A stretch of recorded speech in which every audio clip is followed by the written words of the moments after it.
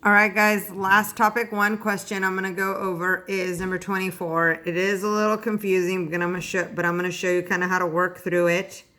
So in which change does nitrogen undergo oxidation? So reading the question carefully, the question is asking about nitrogen, right? All right, so let's go through each one. In the first one, it's going from NO2 to N2O4. So what do you have? So you're looking at O first because remember it's more electronegative. There's two of them. Each oxygen has a charge of -2. So 2 times -2 is -4.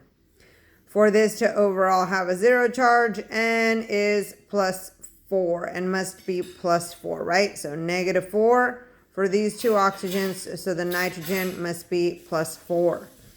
Okay, over here, there's 4 oxygens.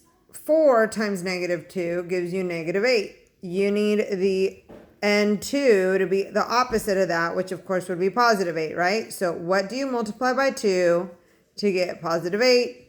You would multiply by +4. So +4, +4, no change. In both of these, the oxidation number of N is +4. Next. NO3 with a -1 charge going to NO2. Well, we just did NO2, right? Over here. We already found out that the oxidation state of N is +4 here. So it's the same here, +4. Okay, so let's do this one. Let's set it up like a mathematical equation. N would be what's in parentheses. See how I replaced it with an X later? 3 O's, so 3 times the -2 gives us -6. Equals, overall the charge is -1. So, X plus -6 equals -1. X minus 6 equals -1. Add 6 to both sides, cancels out. What do you get? X equals +5. Over here, it was +4. So because it went from +5 to +4, that means it gained an electron, right? Gaining an electron means reduction. That's not it. The question is asking about oxidation. Okay. Next, N2O5 and NO3 to the -1. So again, look. NO3 with the -1 charge. We already figured that out up here. So don't do more work than you have to. We already did all this work to figure out that it was +5. So it's +5. Let's look at this one. So 5 O's. What's that? 5 times -2, which is -10. We need the two N's to equal +10, right? So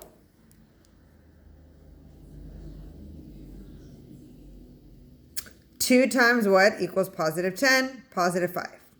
So +5 for the N here, +5 for the N there, no change. So far, none of those are going to work. The correct answer is the last one. Unfortunately, it's a little bit more confusing to understand. Here's the thing. N2 is just a diatomic. It's a neutral diatomic molecule. And that's very important to note. It's neutral. The oxidation number of N is actually 0 here.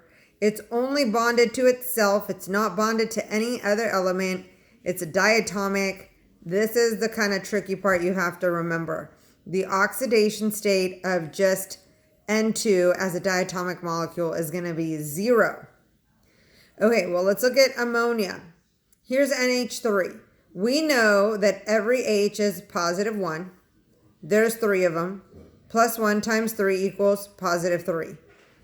So overall, for this to be a neutral compound, the N must equal -3, which it is. That is actually the actual charge of N, right, in this case. So look, N is -3 here and 0 here.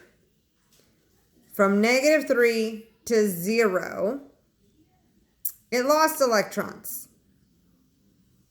Losing electrons is oxidation. So that's how the correct answer is letter D.